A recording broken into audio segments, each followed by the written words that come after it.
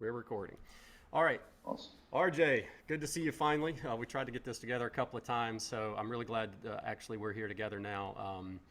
Just for the viewers who might see this afterwards, I wanted to let everybody know kind of introductory who we are, why it might matter to them to watch this video. I am Dennis Cockrell. I am just a customer of Rumble Motors. I purchased a V4 about a year ago now. I have it almost a full year, and I've had a lot of fun on it. And with me is RJ Khademi of Rumble Motors. He is the founder and CEO of Rumble Motors. RJ, if you don't mind, go ahead and introduce yourself a little bit more. Tell us how you came to you found Rumble Motors and a little bit about the company. Maybe just go into just how large the company is, how many people you've got here stateside. I know you've got this nice new showroom in Sacramento that you're starting, that you're finishing up. So take it away. Just introduce yourself. Yeah, so my name is RJ Khademi, and from Sweden. So I moved to the US. I mean, I met my wife in Sweden, and at that time, of course, girlfriend, and we had to choose if we were gonna live in Sweden or the US. And I love Sweden. It's a beautiful country. The only big minus is the weather. It's super cold. We have a very, very short summer, and I said, you know what, let's move to the US. And I always traveled, so I lived also in Dubai. So I always liked good weather, basically. So we actually moved to Miami, and so that's what we did. We lived in Miami for 2 years, and then we bought a house in Sacramento because we were gonna have a baby, and I didn't think Miami was a great place for that. And I really enjoyed Sacramento because my wife's family is here. And yeah, and so in 2016, so I'm coming from a background where my family, we always had different type of businesses. If it was in developing products or in the restaurant. We always have 2, 3 businesses. My brother, my father, and my uncles, we always work together. So I come from that type of background. And so when I came to the US, I wanted to do something new, a new product that I wanted to develop and bring it to the market. And doing that, it took me a while because I didn't know what I wanted to do. And as Tesla was growing, a lot. And the thing is, I've always been working, buying parts, and every product we did, I always sourced a lot of parts overseas. So I had a very good network with that already. And I saw these hoverboards that everybody was riding on in 2016.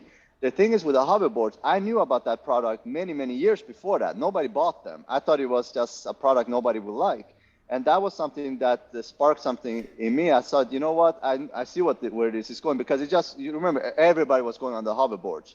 And then when the bicycles a little came into the market, I knew where we were going. It's going to be scooters, high-speed scooters, motorcycles. I knew that trend was coming. So I wanted to start the company as early as possible. So we've been around because I knew it's not an easy product to do. It's a hard product to do because there's so many things that can go wrong, especially Right. if you don't do everything from scratch yourself in-house. Then you have to rely on other companies. And I knew already about all these things. So I wanted to start early and basically learn as we go.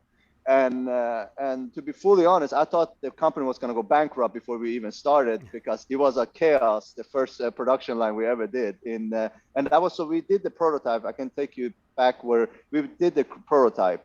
And with the prototype, I actually have it here in the showroom. That's the first one we ever did. That's like a 1,500 watt motor. Let And me interrupt you. Is that the one that had the skateboard, the e-scooter, or the e-skateboard tucked into yes, the back? Okay, yeah, I actually saw a that is video the of that. prototype. Yeah, that is Yeah. the prototype. So I have it here, and we did it, and we didn't get it approved to have the skateboard there. That's why we couldn't do it. The thing is, we have to get everything approved for us to be able to sell it, because if we don't, the liability is not going to be fun in case something happens. So we have to look up everything. And the idea was great, but we weren't able to pull it off. And I know some customers did it themselves, because it's not hard. You just have Right. basically a metal plate on the skateboard underneath what do you call it? This, so This, you don't slip, this the sandpaper type thing. I forgot the name. the The grip grip? tape. Yeah, the grip tape. So we put it underneath, and we had like rare earth magnets underneath. It's a very simple idea. So it got stuck really easy, and you can just pull it off very easy, just Right. bend it a little bit. But again, we didn't get it approved, but that was the prototype. Yeah. And we did that one, and I did a Indiegogo campaign. So I did everything myself. I just wanted to see how people would like the design. That was the idea. So I mean, the campaign is still there. It's the worst campaign you will see on Indiegogo. Everything is shot with my phone. I mean, the idea was I just wanted to see what people think about this Right. bike, and I didn't really expect to, like, some campaigns that bring in like $1 million, $2 million. I was not expecting that at all, and we didn't do it either, by the way. So, but I think we got like, I don't remember how much money we got in from that. Maybe 27,000 or $37,000, something like that. I don't remember. I think we sold like 13 bikes. So what I did, I took those money and invested into our first production line. And I think we did maybe like 7 bikes with the extra profit that we made from those bikes. I did, I think, 20 bikes of the V1, and we did those. That's what I meant earlier. We almost went bankrupt before we even started because we had so many issues with those bikes. Right. It was terrible. So yeah, so basically from that, every production line, we were tuning the bikes, making better and better and better. And so now the V4, the bike you have, that's the first production line of the V4. That's what we had a pretty good discount on them because we knew that stuff's gonna come It up was gonna be a that we're learning not happy curve in with that it. first gen. Yeah. Right. Exactly. So that's why we had that good discount on the bikes. And to be honest, we didn't do a lot of profit on those bikes because we just wanted to get those bikes out there. And I mean, the bikes were good, but we knew something, they're going to be stuff that we have to change. And thanks to you and other customers that got back to us with your feedback, and you guys told us basically what was bad on the bike, and we fixed it for the second generation. And your video that you did about the USB charger, I mean, I don't know why we haven't thought about that. It's such a simple idea, but such a good idea that should be on a bike like that. And when we saw your video, I'm like, geez, I looked at my team. We had a Zoom call. I'm like, why didn't anybody say about the USB charging? Everybody's like scratching their heads. So we added on the bike, and everybody like really appreciate that. Sure. And yeah, so we did.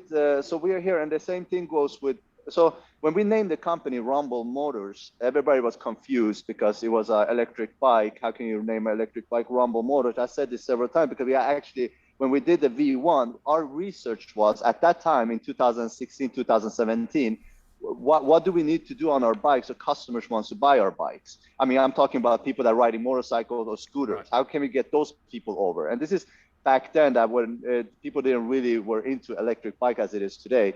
And one of the major thing was the engine sound. Everybody was that I want the rumbling sound. I like it. That's why I'm driving a motorcycle or a scooter. So we added that to the bike, and at that time we really thought this was going to be our only bike we ever will produce. So that's why we named it bike Rumble. So Rumble Motors.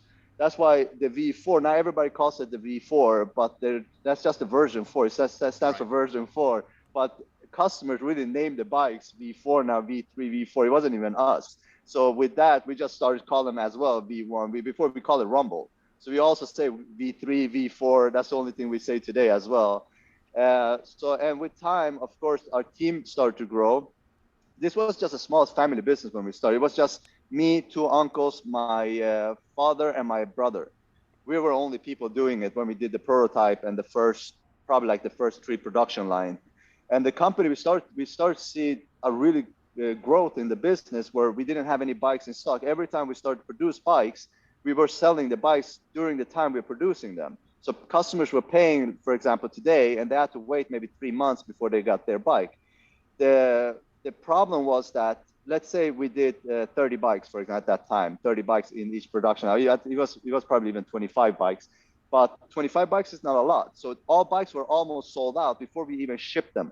Mm-hmm. So when we ship those bikes, when they arrive, we are still around the same issues we have today. But when the bikes arrive, the bikes going out, we just take them out, quality control them, pack them up, and ship them to customers. Then we are again no bikes in stock, and customers contacting us. I want to buy at that time V2 or V3. V3 was our latest version at that time, and we told them, yeah, I mean it's going to take 3 months. And the problem is that these are not very economical bikes. They are a mid-range price. So not everybody has those money laying around. They can just put, at that Right. time, I think it cost like 4,500, the V3, I think it was something like that. And customers been saving up. money to buy the bike. And we told them 3 months, and they haven't followed up. And they contact us after 3 months. They saved the money, and they're like, okay, I have the money now. I want to purchase the bike. I'm like, yeah, we're sold out. So in 3 months, I mean, you cannot run a business like that. But at the same time, we only have our cash flow of sales. So everything we sell, we really reinvest everything into the business. Sure. So we take the profit, we produce more bikes, and then came the Rumble Air and the Rumble Air SS into the picture, where we wanted to do do enduro, like a dirt bikes / street bike, and we wanted to do those bikes. And that limited us again, because now we have to produce those bikes as well. That needs cash flow for that production, and also the V series. So we have this issue with the cash flow. That's been our main issue. And then we did, because of that, we started this start engine campaign. Yeah. And that was really good for us, because that made us really grow a little bit. And I mean, we were able to get the showroom. We bought the lot. We built our own warehouse. So we actually 7 minutes car drive from here is our warehouse, and it's on a 1 acre lot. Right. And right now it's just a warehouse. Right now we just use it as a warehouse, all full gated. And but we are going to build that location. We're going to make offices. Going to be there. It's going to be basically the headquarters. It's going to be offices. We're going to have a assembly line that's going to later on be a full manufacturing plant. But we're going to start small, do the assembly line, bring all the parts here. We're going to have do in-house painting on them, and do all. The thing is, when having that, we can do more customized bikes for customers, for example. Sure. And so we have that. That's what we could do with the start engine fundings. I think we raised $805,000, and with that, we could grow the company finally. And so that's why we finally have a showroom. And that's another thing that we were missing. A lot of customers that wants to purchase a bike at this price range, they want to see the bike. So to this day, everybody's just been buying the bike by looking at pictures Sure. and videos. Yeah. And we are really grateful for that, because that's how we've been able to run this business. And but now we can actually have customers coming in, check which bike, because the Rumble Air SS is a big bike. Right. On pictures, maybe people cannot see it. Pretty tall. Yeah. It's a pretty tall. We made it. It sits up. I noticed the front forks are kind of tall. Yeah, it is a big bike, and I saw a video actually of a customer. The product, his was little. It doesn't come like that. I think he bought it from someone else that mixed with it. I saw the video on YouTube. Our bikes doesn't look. I have an Air SS, the same production line from his. I have it here. It doesn't look like that. It's very symmetric. How do you say that? Symmetric. Yeah, exactly. Yeah, because his bike was like, the seat was down here, the steering was up here. Yeah. This, I can show you this bike later on. It doesn't look like that. So it's a little more even across. Yeah, it's hot. Yeah, it's even, but it's still a big bike. Yeah. The problem wasn't that. The problem was that it's a big bike. The seat height is 35 inches. Does it have the same battery as the V4? No. So the Air SS has a 72 volt with a 50 amp battery, while the V4 has a 72 amps. Gotcha. And the Air SS has huge potential. Again, that was our first production line. There was a lot of stuff that we didn't like with that bike. Yeah, the seat, the same seat you got on your V4 is the same seat. Y'all welded that seat on, right? That on the SS, it's welded on, right? So you can't really change it out very easily. Is that correct, or am I wrong? Yeah, that first production line, It was welded I don't straight even to the know frame. why they did it. Yeah. Yeah, this is the thing. So we're working with a lot of different fabricators, okay? And we tell them specifically what to do. Right. And they take their own decisions here and there. And this is not I mean, the idea with the SS and the V4 is that everything is just nuts and bolts. You're going to be able to remove any parts very easy and change it to a new part. That's our idea. Right. My idea was always to have like a Jeep Wrangler idea, where a Jeep Wrangler, you see them all look very different. Them. Yeah, heavily mod them. Yeah. Yeah, I loved it. I love that. I think they look so cool, because every time you see one that's specialized made for him, he did that. That's his Jeep Wrangler. Customize it and make it their own. Yeah. Yeah, I love that idea, and I think that's also why it's going really well for them, because of that customization they have for their cars. And that's the idea I had for the V4 and all of our bikes that we do. That's why all of them are nuts and bolts. You don't need any special tooling or anything until you guys have to put the seat pan. But Hey, So what I'm hearing Yeah. you say is, I mean, you guys are still a fairly young company. You started just with your prototype in what 2016, you said, and then Rumble. I thought I saw somewhere that the Rumble Motors company itself didn't actually start until 2018. Is that correct? Yeah, so the company, so yeah, I mean, we started to do the product. We didn't have a company yet, so we were Right. just doing the prototype, Right. and that was like I think December. I think that's why we have like December 2016 on the hats. That's when we really so it's end of December. So when we launched, it took us a year, and when we launched V1, that was end of 2017. So when Okay. we actually start the sales, that was beginning of 2018. That's why we started a company when we were ready to start selling the bikes. Right. So we opened up a LLC, and then in 2019, when we were going to do the Start Engine campaign, we opened up a C Corp in Okay. Gotcha. 2019. Gotcha. Yeah. So do you just out of curiosity, do you own all the rights to all of the designs for each of your models? Like the V from the V1 all the way through, do you actually as a company, do you own those rights or are you borrowing from someone else or is that design yours? Yes, it's our design. So we have a deal with our man. The only deal we have is actually the V series. So we have a deal with our manufacturing plant where they are allowed to sell our previous models. They are not ever. So we Okay. That choose which explains. models they are allowed to sell. Yeah, yeah. So they can sell up to the V2, and the V2 we allow them to sell it up to 3,000-watt motors Okay. because we before we had 2,000-watt motor, and some companies that selling our bikes, they thought they wanted to do the upgrade to 3,000. We just don't want them to compete with us. That's it. Right, right. So So, that but they explains another thing that I've noticed. I mean, I've seen on I think there's a plant in Mexico or a company in Mexico that sells a very similar version of your bike. I think it was the V3 that they actually have a like a knockoff of or whatever. yeah. But that helps explain why that is because you guys, once you move on to a new version, you've granted them the rights to produce some limited versions of those older models. Yes. So some things that we changed. So the V4, nobody's allowed to sell the V4, and Right. we don't think we will ever license the V4 ever, Gotcha. because this is something we're gonna continue to build, and we have like crazy ideas for it that's gonna come up soon. And the V4, nobody's gonna sell the V4. That's for us. But the V3, I mean V2, that they actually is on upgrade to a V3 today. They are not, for example, allowed to use the seats we are using.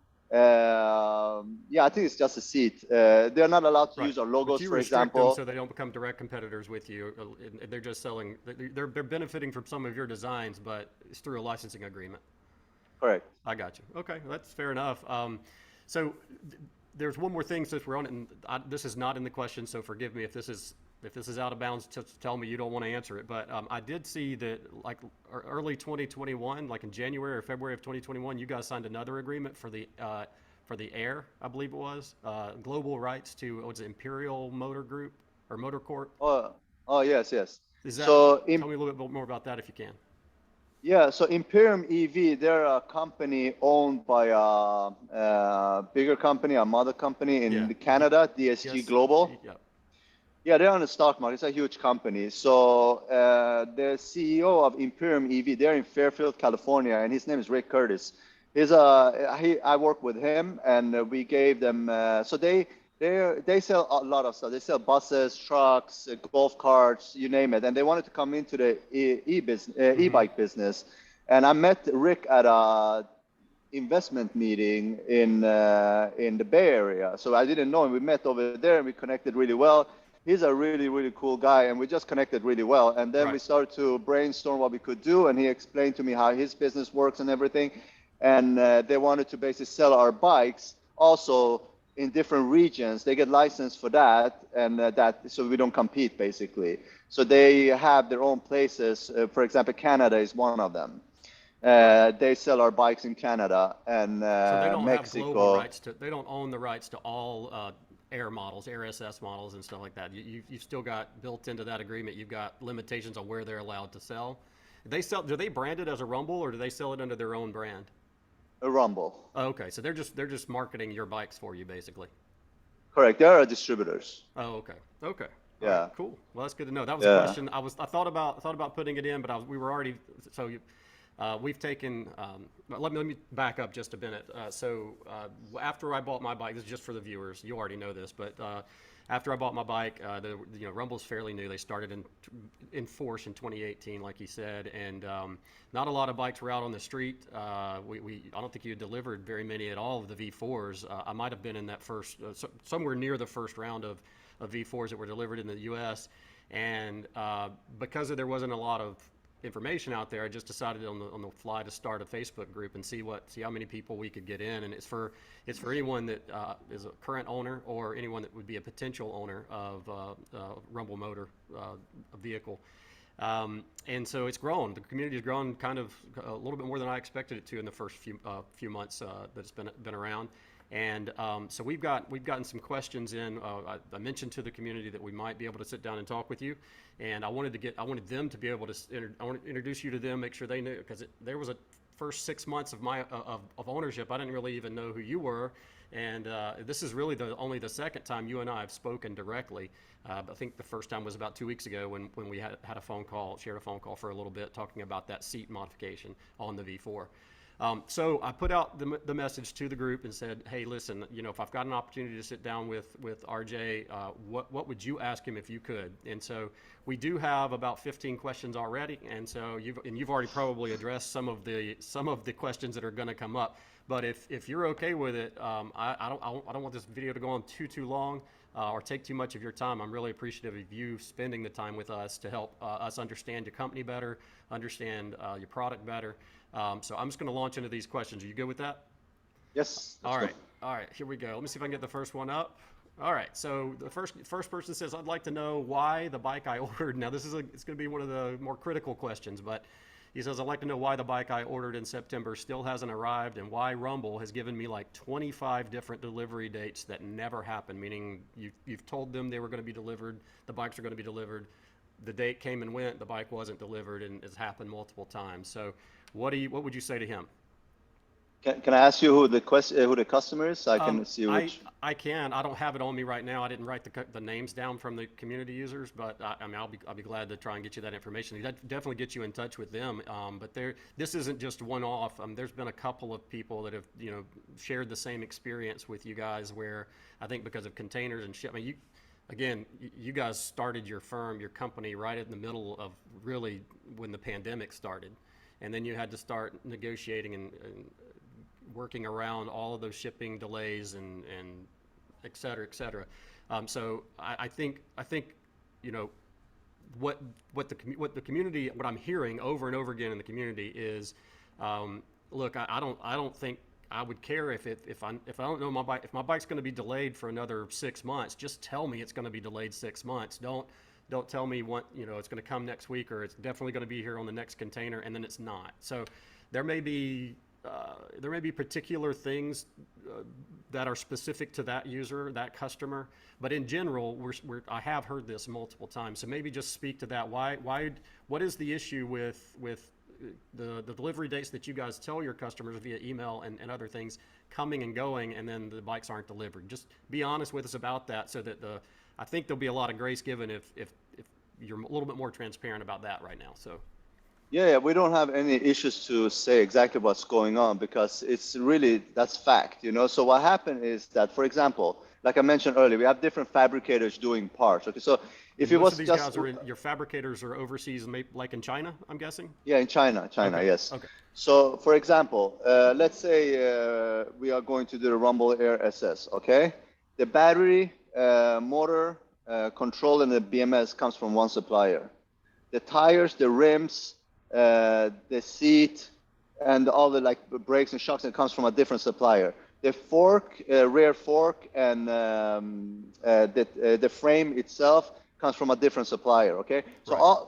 all these people. So this is how it starts. So we're gonna start a production. That's why I'm telling you this from scratch, so you can understand. It's very hard for us to predict, and I'm telling you what we do to not overpromise things, but it still gets overpromised. I'm gonna tell you why.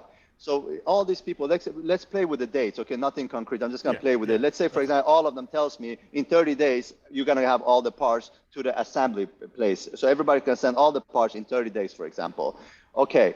So and in the assembly place, I tell them, okay, how long it's gonna take for you guys to assemble all bikes? And I know about this problem, and I'm super strict with this I mean, I'm really yelling at them almost every day. I mean, this is no joke because I'm also super pissed about it.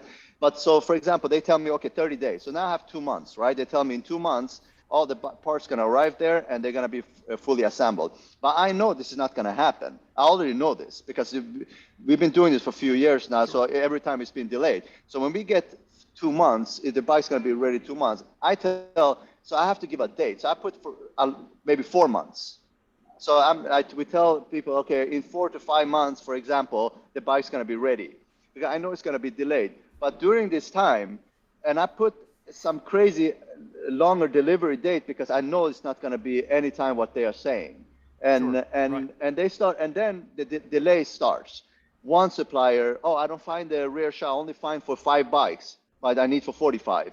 Okay, so when are we going to get those? Oh, it's going to be 10 days delayed. Right. Okay. Gotcha. And that goes with everything. Everybody's getting delayed with all the parts. So just the waiting time, I cannot predict it, and I cannot tell a customer, yeah, you have to wait a year just to be safe.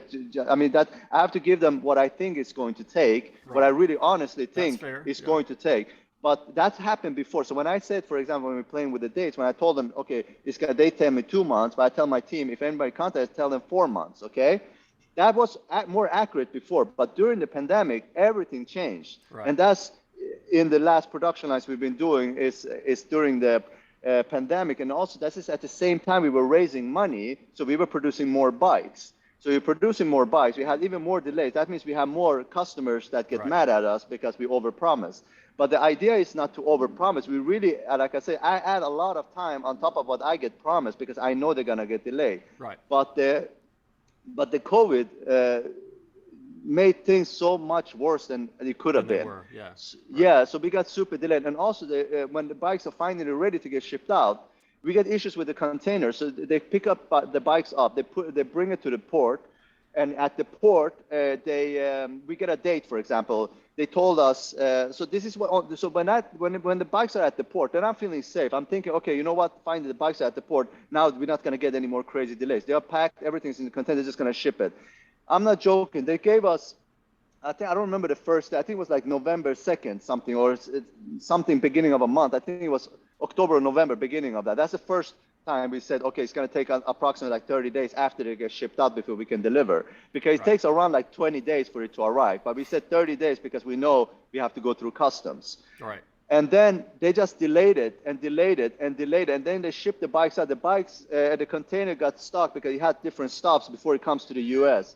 It got delayed over there. I mean, this is stuff I cannot predict, and I'm telling customers, and at one point I told them, listen, please tell them that we will get back to them. We cannot tell them any more days because we got so many delayed, even on the shipment.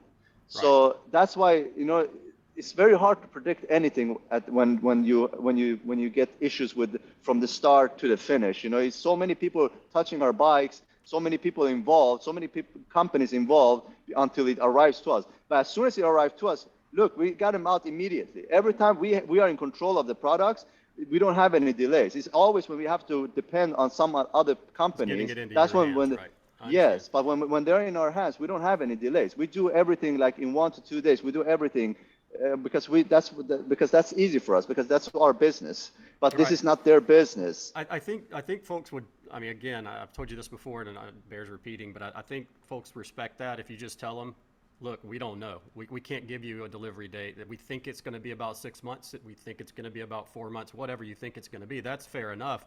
But it's just that I'm speaking from my own experience as a customer.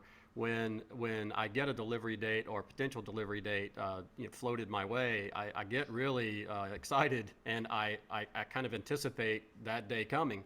And then for that to constantly change, if it changes once or whatever, people have patience with that, but multiple times tends to not wear so well if you've been told once before you're going to have your bike on this date and then it doesn't show up. You kind of don't trust them if you hear that again in the future, like your bike's coming now. Is it really? I mean, I don't know. But I totally get it. I think it would be helpful here to ask this question. How at this point, how big is Rumble? How many total staff do you have? What's the team look like right now? So we were 15, but we hired 2 more people. I mean, for a showroom. Right. and they are going to start. I mean, one of them is actually moving to Sacramento on Monday, so we are going to be 17. We were 15 before, and this is the problem. So half of the staff are in Sweden, and we before the pandemic, we got visas really easy. Like you just do an online application and you get approved. I mean, as Sure. soon as I think it's Sure. just automated because 10, 20 seconds in, they say, oh, you approved, you can travel. So we had that before, and with the pandemic, the U.S. embassy closed in the U.S. You cannot, you get denied if you do it online. They require you to go to the embassy, but the embassy is closed, so you cannot even go there. Right. So we got stuck. So nobody can come to the U.S. anymore, and so half of our team is stuck over there. Before they could travel, come and help. They came here like 2, 3 months. They went back, but now, so we are over here. We are. I think we are 6 people here. We're going to be 8 people here, Okay. and it's not full time. Some people are full time. Some people are part time workers. Right. But yeah, but we need more So, people so for long sure. term, the long term view is that you start your showroom first. You've got a facility down the street you're going to build out as an inventory warehouse and eventual production line. Then you've got to cash roll you got to bankroll all of this, cash flow it because you've got a certain amount of customers that are purchasing bikes, but you also have to fulfill those orders. So your hope is in time you actually can hold stock here in the States and be able to deliver a little more quickly from the fulfillment from order to actual order delivery. You're hoping that window shrinks. Do you have any real? I know I'm asking for an impossible here, but do you have any kind of timeline on when you hope to? What are you targeting? When will you hope to be to that point? Will it be 2 years, 3 years? I think realistically, 1 year that we can be up and running because we're already working on it as we speak. So I think we will probably have something up and running in 6 months. I mean, the build out of the place. Right. So I think yeah, 6 months from now we will be able to have that up and running, and then basically bringing in parts. The problem is right now we have is still shipping and logistics. Yeah. Yeah. So we still have that issue that hasn't gone away. It's actually getting worse. So for example, I have a production line. We always in a production line. That's the thing. We never have a pause where we don't do any bikes. Every time we are always in a production line. Right now we are in a production line for the Rumble Air and the Rumble Air SS, the brand new one model. That's the second version, so they're gonna be much better. Gotcha. And we have those coming, building right now. I think we're gonna get the first pictures of them in 10 days from now, or maybe a week. But we're gonna Are they go getting a into new seat? production. Are Yes, they getting the yes, new seat? yes. Oh my God, they're getting a. It's not the seat that you guys got that is Right. from Sauron. It's actually a classic cafe racer seat that Oh, is okay. beautiful. Oh, Yeah, nice. it's yeah. The thing we wanted to do everything in-house. That's why we did that seat. But our measurements were totally off because when we did the seat and it looked good on sketches and everything. That's Right. another thing when you don't do it in-house. You have to do it and then you see it afterwards. We got a prototype though, but the prototype looked a little bit different than the production seat. That's why I'm saying they're doing little tweaks and stuff Right. like that on our stuff that we don't like, especially the foam is not even the same as the prototype. The prototype, the size is very similar, but the foam inside the prototype was much better. And they send us this one, and it's like sitting on a rock. And yeah, I mean, this is stuff we have to go through. I know it's. I mean, we are a young company. No, We still are. We're you're not making Tesla, you know. you're making positive improvements to your product, and I'm glad that we can be a part of it in this community. Your customers can give you feedback, and then I'm really glad you listen to the feedback and you change things. So I don't hold that against you. All right, I gotta get moving here. So let's go on to the next question, and we can come back to that. I'm sure the community, as we go on, the community is probably not going to be happy with all of these answers. That's okay. You can't please everybody all the time, but it is. I'm grateful that you're here at least answering the question. So, question two: how many bikes has Rumble sold in the U.S. in the last 3 years? I guess since probably can go back to 2018. How many total bikes of all your models, if you've got a rough number, do you think you've sold here in the U.S. in those years? Yeah, I I'm just think curious, the first. specifically if you want to start with the V4. I'm curious how many total V4s have you sold between Gen 1 and Gen 2? Yeah, the V4, we haven't sold a lot of the V4. I think we sold mm, 90. Okay, so it's a pretty Yeah, I small mean, run so far. Oh yeah, we the thing is like when we're doing these bikes, like I said, it's they're not cheap to make, you know. And the problem is that if we only had the V4, that's why I said earlier, and we started to do other products, so we have to save cash flow for other bikes. Right. But if we just had the V4, yeah, we could have done much more V4. We could have done probably like 150 or 200 each production line.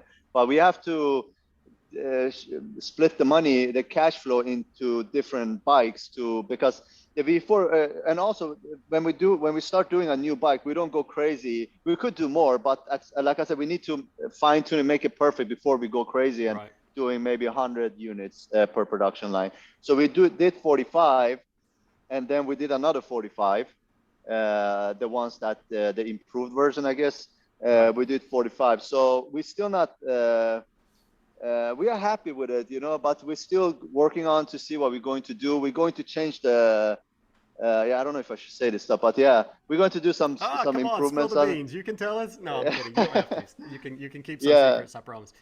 All right, yeah. so that's cool. I am curious. Another just a secondary question after that's on the heels of this one. So tell me a little bit about the. I noticed that the price for the Henry, the SST, is pretty similar to the price for the V4. As far as your asking price. Is the Henry actually assembled here in the States, in Michigan, or wherever with Henry motorbikes, or do you assemble that overseas and have it shipped in, or a combination of No, both? yeah, I would say combination of both. So no, they come in parts. Okay. But for example, we do the frame. So what we did with the Henry Electric is that yeah, we worked with them doing the like a different version of the Air SS. Hmm. Basically, it's the same bike. It's just different Okay. design. It's the same frame, but they basically they get the bike in parts. So they're doing powder coating everything themselves, and then they change the tank, the seat, the side panels, the suspensions. But they fulfill your The orders from Michigan. They fulfill all the Henry SST orders from up there. Yes, Okay. so they do everything in Detroit, Michigan, and Okay. I mean I've been there. You know, they're a really cool team, and So they know what they're doing. if I were to order one of those today, it would actually the order would be fulfilled from Detroit, from Henry Yes, Motorbikes. Okay. I yes. thought that was right. I was just curious. A couple of these you've already answered, I believe, in some of the previous comments you made, but we'll go through those quickly. Are there any quality control issues that Rumble's experienced with production runs during the last several years, seeing as how you've got the production happening over in China? Are there any quality control issues that you're experiencing? I think you've already mentioned a few of those. Give some specific examples and the remediation attempts that you've made or challenges you've faced as a result. So just give us an example of some of the problems you've ran into in production, since you don't really have total control over the quality control process, since they're manufactured over there, and then you don't see the problems until you get shipments in here. What are some things you've ran into over and over again? Yeah, so before we didn't have any quality control overseas. Besides, before the pandemic, I actually traveled to China myself, maybe once or twice a year.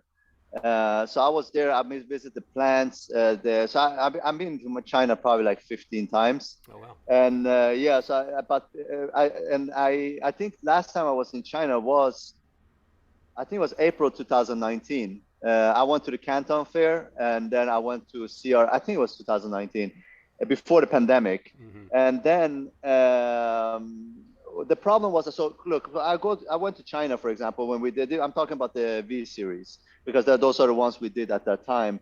So every time I went there, they look good. You know, I check everything, I test ride them and everything. I check one bike at a time. But then they deliver the bikes, and first of all, the packaging wasn't good. The packaging is much better today. But one of the main problems, bikes were scratched. We had Mm. scratch marks on almost every bike when they arrived, and that was terrible for us because, like I said, I always see myself as a customer. So when I'm doing this project, this company, I always put myself as a customer. I really get super pissed when I get a bike that is scratched. We're trying to fix it and everything, and if we have parts, we change the parts. But sometimes we don't have a part, and the customer's been waiting, and we tell them, we show a picture, for example, I scratched here.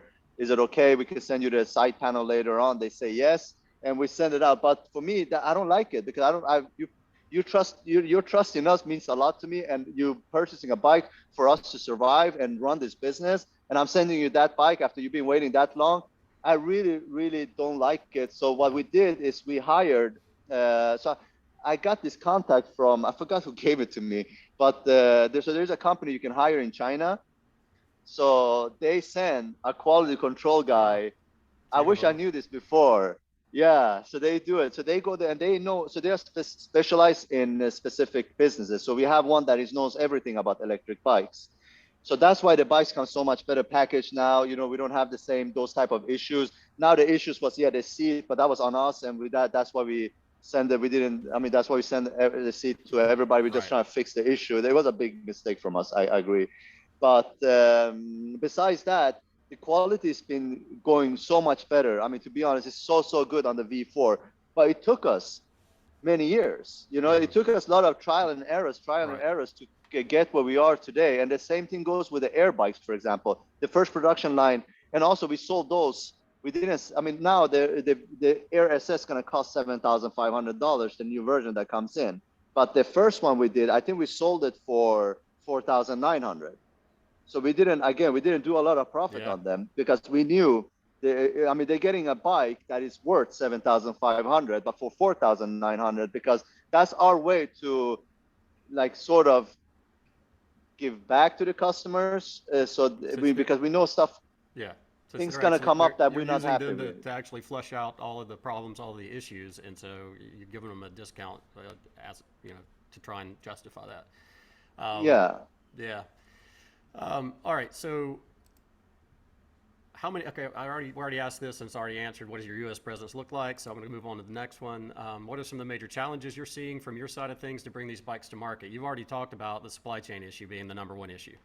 You know, getting your parts in and getting the the whole supply chain all the way through so that you can get product to your door and then out to customers. Any others that you are any other issues that you're seeing? Yeah, our problem is really that we need to be more control. We need to do more in-house. That's our problem. So that's what we are working on towards now. That's the next thing in line. That's why we bought the lot and build a warehouse. And we're gonna. I mean, it was a warehouse that we didn't build it, but we're gonna do the build out of the place. It was a towing company before, so we're going to do all of that, and we're investing a lot of money into doing this because we want to be better. And Right. I can tell you just a quick story how I see things. Okay, so when I put myself as a customer. So my dad turned 70 years old last year. Okay, so my older brother, and my older sister, we said that we never like every time our parents do a lot for us, like the same thing we do for our kids. You know, I do for my son, you do for your Sure. kids, Yeah. and we wanted to do something nice for him because he loves cars. You know, he's loved cars. I told you he loves motorcycles. He's all into electric. He always goes to Tesla looking at Tesla cars because he just enjoys it. So we said, you know what, let's surprise him and buy him a Tesla for his 70th birthday. So I was in Sweden, of course, and his birthday is on December 25th. So last year, December 25th, we pre-ordered the Tesla and we told them, listen, and this is Tesla, Mm-hmm. okay? And we told Right. them, listen, this is a birthday gift. I think they told us it's going to be delivered on December 12th or 14th, something like that. And it was done. And we ordered like 3 months or something prior to that date. And what happened was they didn't deliver it. They were delayed. They were delayed, and we didn't get there. So my dad, it was December 25th. We celebrated his birthday, so we basically had to print out the Mm. certificate we got from that. We bought the bike, and we did like put it in a nice frame because that's the only thing we could do. And we gave him an iPhone just for him to get something. So we gave him that on his birthday. So we Right. didn't get that whole thing that we were gonna close his eyes, take him Yeah. outside, Right. and open Right. up. He's gonna see his Tesla. We missed out on that, and I was super pissed about it. I'm like, you guys promised me. So I understand you. That's what I'm trying Yeah. to say. I'm also a Yeah. customer and I understand your frustration. I'm really trying to get better. We all trying to do better, but it's really so much things that is out of our hands. So it's Right. very hard to control. And as I said, we are, like you said, we are young and we learn from our mistakes. Yeah, We're not, it sounds like you're we're not putting things close. into place to actually get better. I mean, you're putting the infrastructure in place to hopefully get to the point where you'll be able to solve some of these supply chain issues and the quality control issues and all of that. Especially if you're assembling here in the States someday, that's going to help you a lot with managing quality control more directly. Yeah, So 100%. Yeah, we're going to get there. It's just a matter of time. I mean, we're just working towards it, basically. Gotcha. And I think, again, I told you on the phone, and I really believe this. There's going to be some people that nothing you say will matter to them. There's going to be others that hear your story and they realize just how they realize the scope of your company and what you're doing and what you've done to date and what you're planning.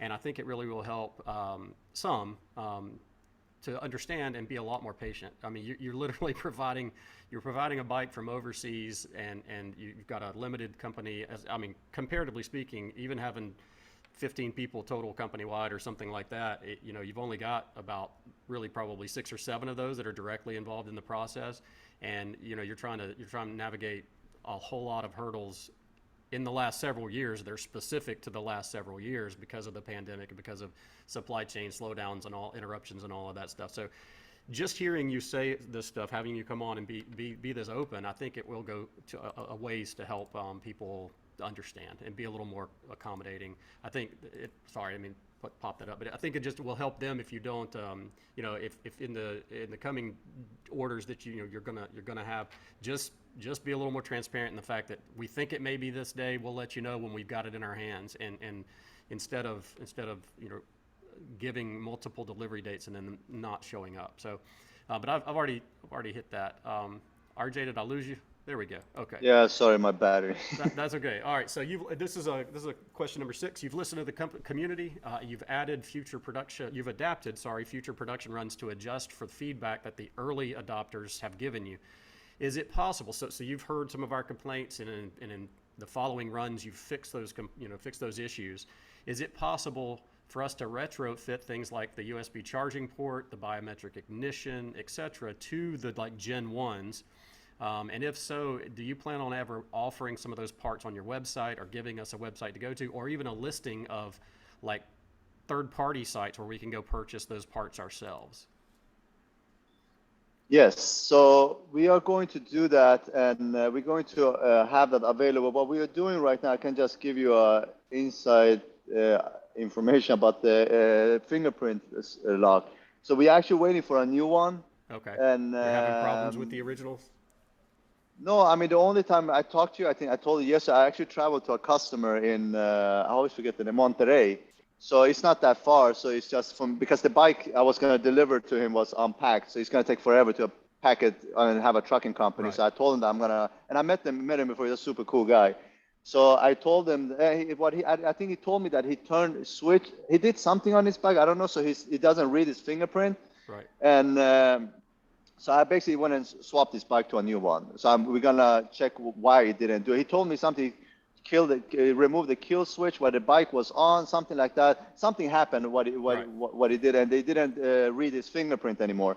But what we are doing right now, we are coming out with a fingerprint that is also app, so you can turn it on and off from your phone. Gotcha. So I mean, if you guys want this fingerprint, we can just order it and send it out to you guys. I definitely I want that USB charging port, and I'm gonna work towards getting that done on my own. But if someday went offline, I'd like to get the blueprint of the original V4 and the wiring, so I can figure out how to tap in a USB charging port to my Gen 1. But just as you go, I mean, even with future models, the way you're kind of putting out a limited release, learning from that limited release, and then fixing all those problems in future releases, it wouldn't be a bad idea to just start cataloging on a website somewhere, the parts that you've decided to start putting into the newer bikes, and then making those, when possible, available to others who bought the Gen 1s or the early generation of those models. So it's just something I wanted to bring. I think that was actually my question for you.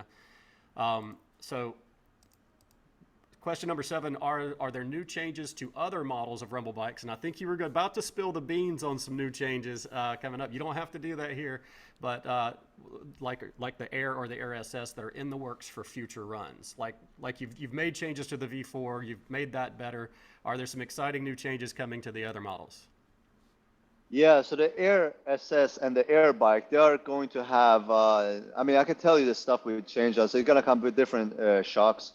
It's going to have a brand new tank and a brand new seat, and it's going to be different. The Air bike is going to have totally different tires and spokes, and the Air SS going to have the same spoke because those spokes are super, super good. The brakes are ridiculous on it. But we are changing the tires as well on it. But the thing is with the Air SS, is going to, with the new seat and the new tank, we love the frame. The frame is solid. It's a really, really good frame. And some change of inside of it. We're changing the controller to a little bit. We don't need to do it, to be honest, because the Air SS is a powerful bike. The winding inside of the motor is custom built for that motor. That's why the performance of the Air SS is very equal to the V4. The only difference, the V4 has a higher top speed.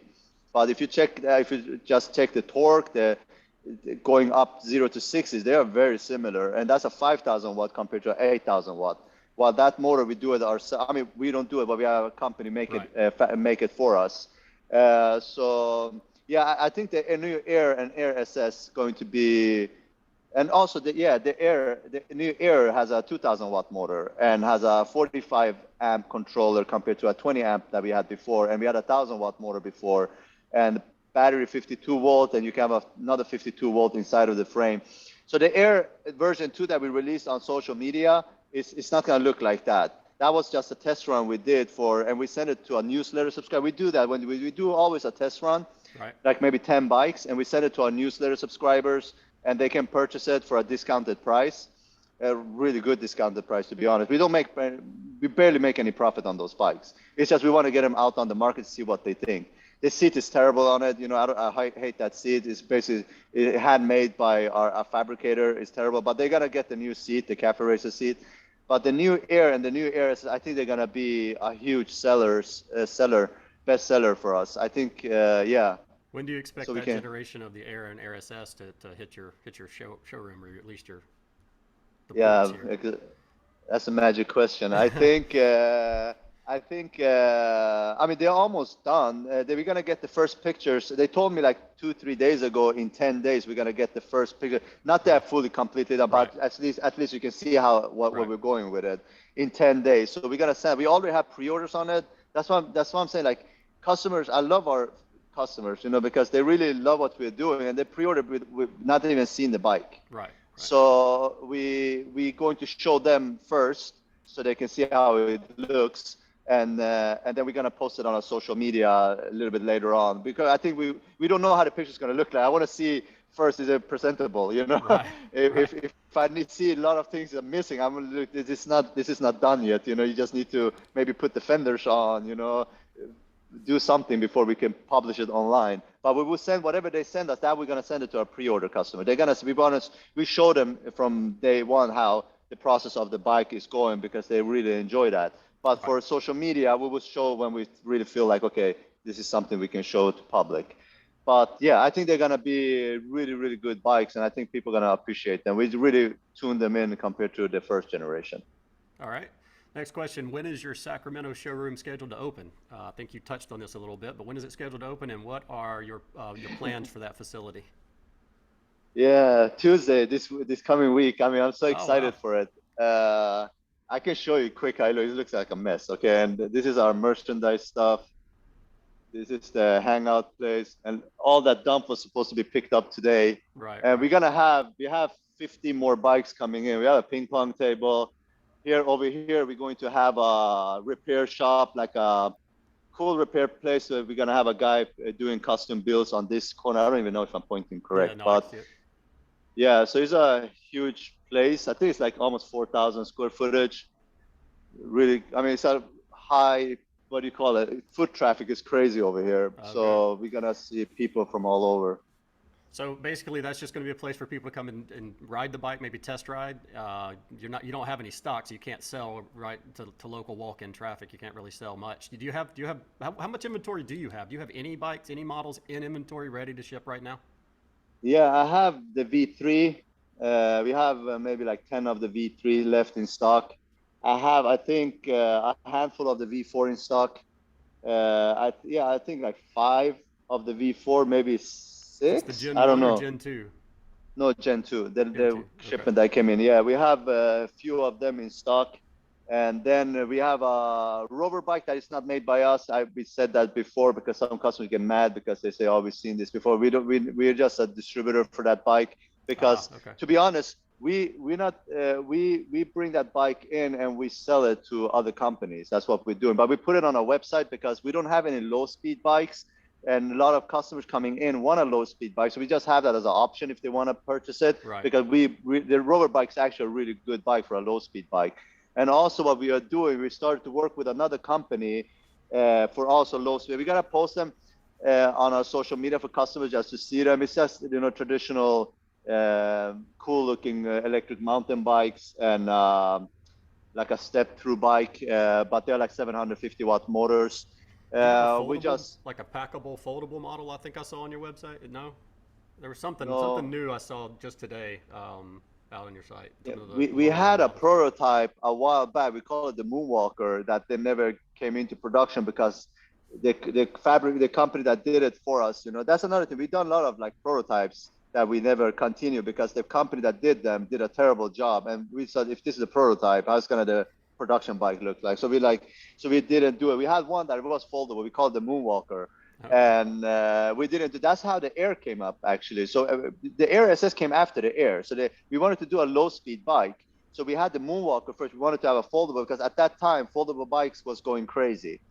And then we didn't do it because we didn't like it, and we started to do the Air bike, and we really liked the prototype, and that's why we went into that. And then our design team went crazy and said, let's do a crazy Air bike. We call it the Air, whatever we came up at that time. It wasn't Air SS. It was something. I came with the SS Super Sport. I think it just sounds really nice. It fit the bike.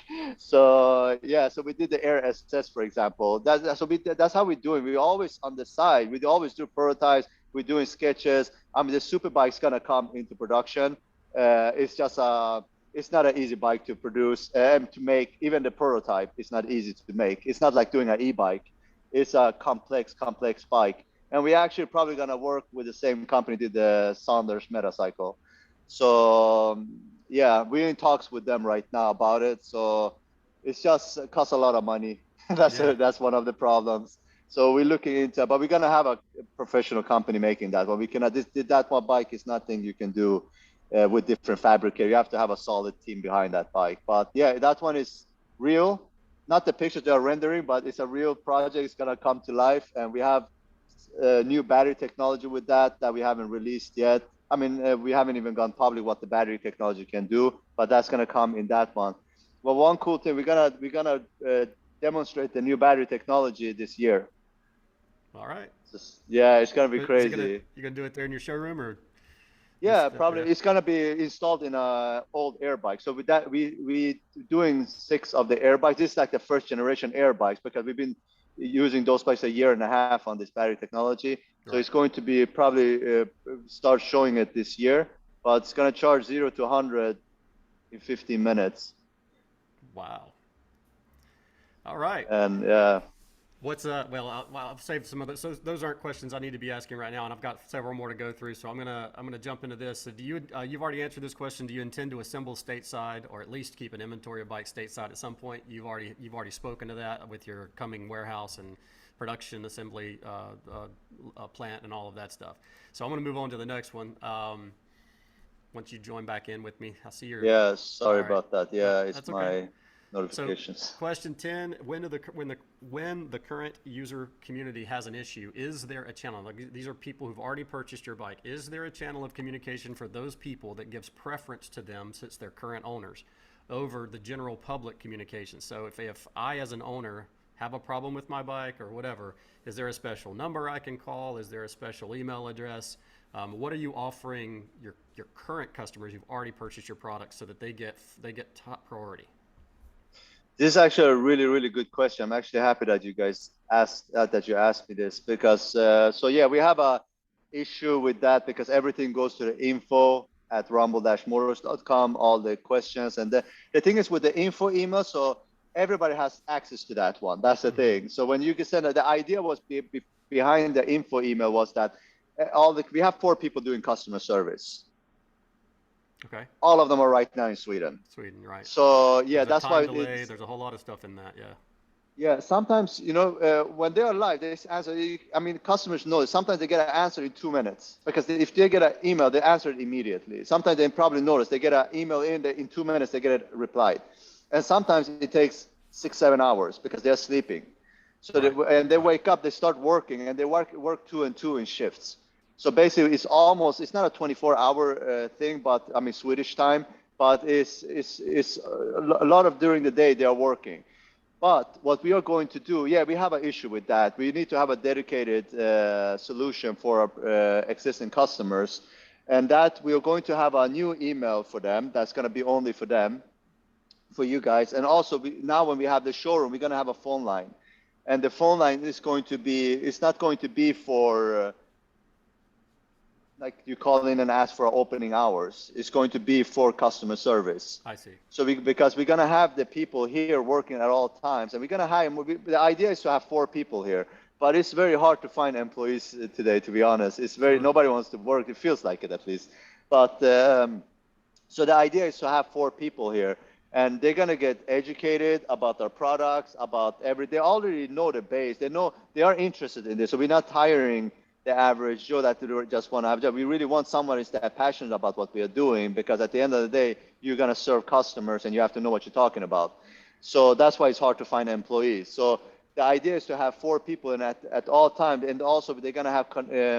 You cannot see it here, but the desk I'm talking to right now, this is gonna be a computer that's going to be only set for the email service for I got you. customers, and also the phone line. So we're going to have those 2 set up for you guys. And that's going to come up maybe in a month at the most from now. And for U.S. customers, that'll help a lot because there'll be a closer not as large of a time difference between the time zones and all of that stuff. All right, moving on to the next question. There's a guy, one of the members of the community said he's been trying to decide between Sondors and Metacycle, or the Sondors Metacycle and a V4.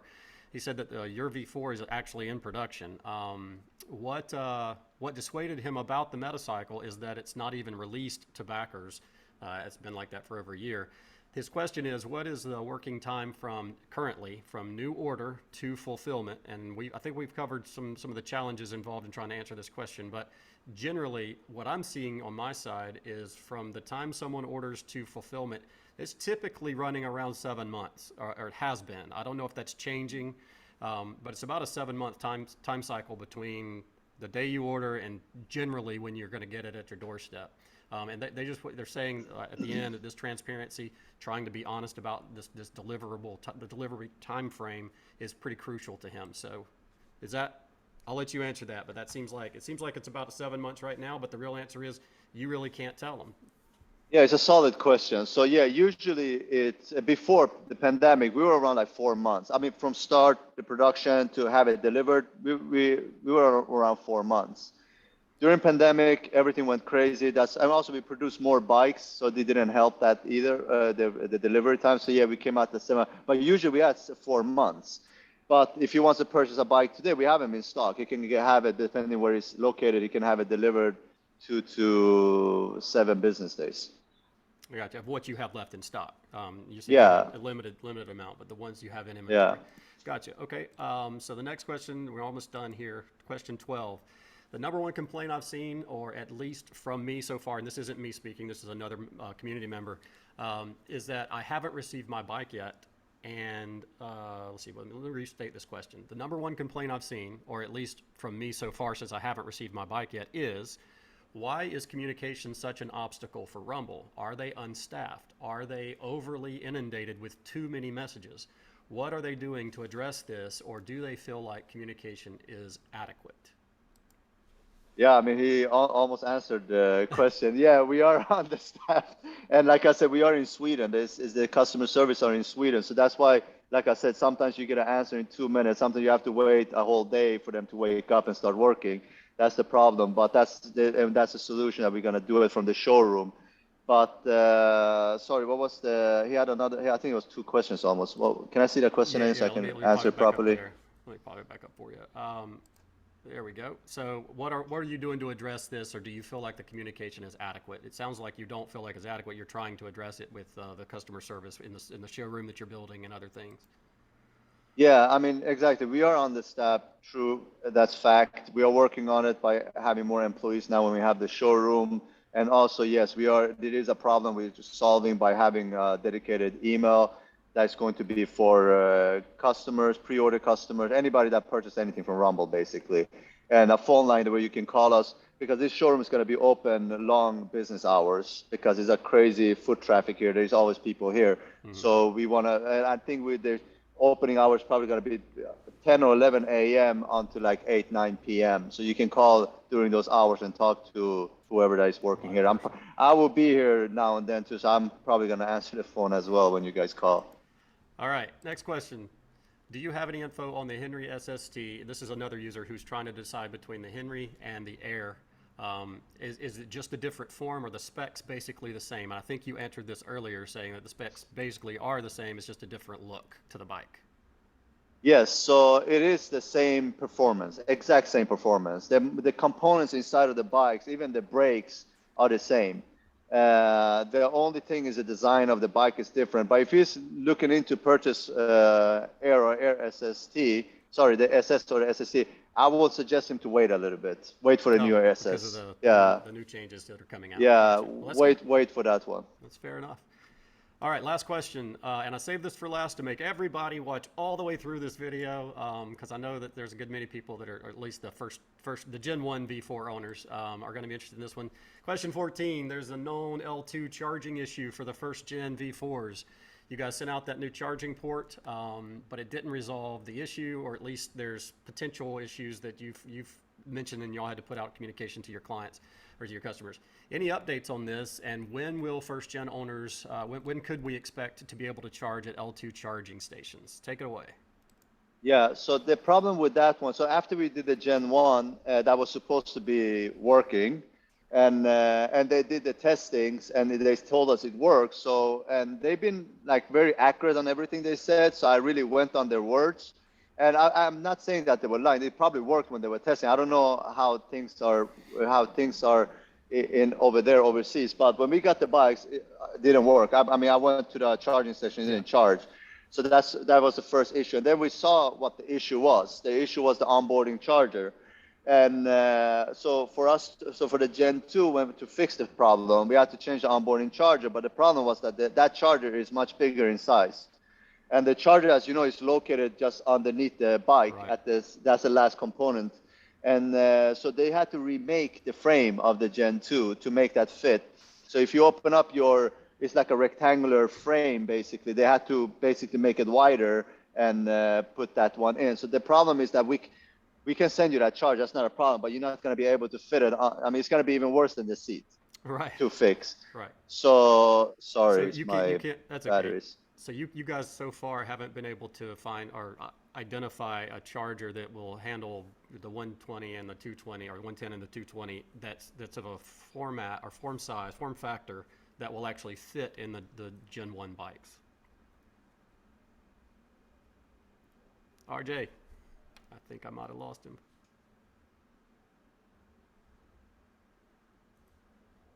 Give him a second to join back in here. I think he just dropped out.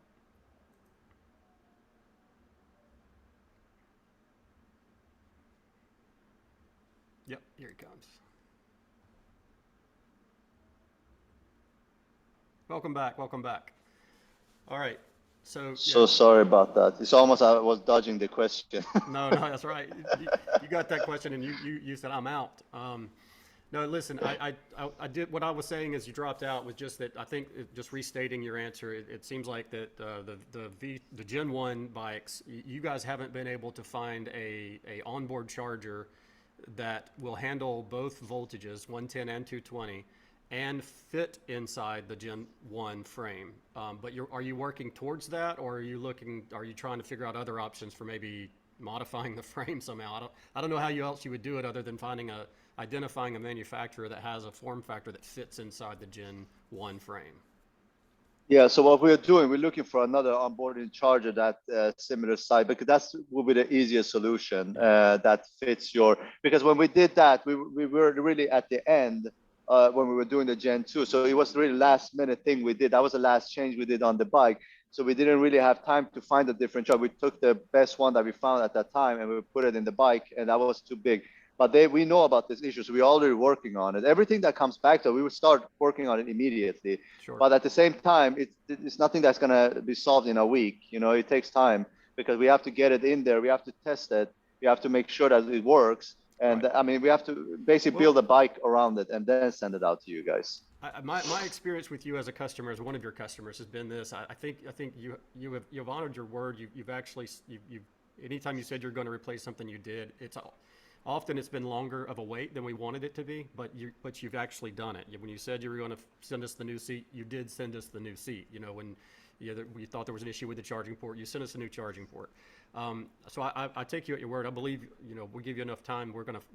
You will eventually correct the issue with these chargers. I'm hoping, if it's at all possible. In the meantime, I'm glad I can still charge on my house charger and I can still ride. I just can't charge when I'm out and about unless I can find a charger that's L1. not gonna, yeah, an L1's not gonna blow my circuitry. Well, listen, RJ, that's all my questions. I really, really, again, appreciate you taking the time to sit down with us like this, spend all this time. I mean, it's been an hour. You've talked with us now, a little over it. And so thank you very much. I'll give you the last word, and then we'll sign off for now. Yeah, I mean, the only thing I can say is I really appreciate all the support we get. Even we do mistakes, and we always honest with our mistakes. We don't hide away from our mistake. We try to correct our mistakes, and that we still get the support from our customers. And it means everything to us because really we can continue building this company and make it better and make better bikes and basically just build the community that you guys are building. We want that to grow as well. So, and we cannot do it without you guys. So I'm really, from bottom of my heart, I really thank you, everyone that supporting our business. And speaking of that, if you're watching this and you don't know what he's talking about, go to Facebook, find us on Facebook. It is Rumble Motors Owners Group. Look us up and join. We'd love to have you if you're considering being one of these, being owner of Rumble products, Rumble Motors. And until then, hopefully we can do this again sometime soon. But I appreciate your time and all of you for watching. And I hope to see you guys, some of you guys in the community. I hope we get to see you out there on the road sometime soon. Until then, I guess just enjoy the ride. Thanks, guys. Be safe out there.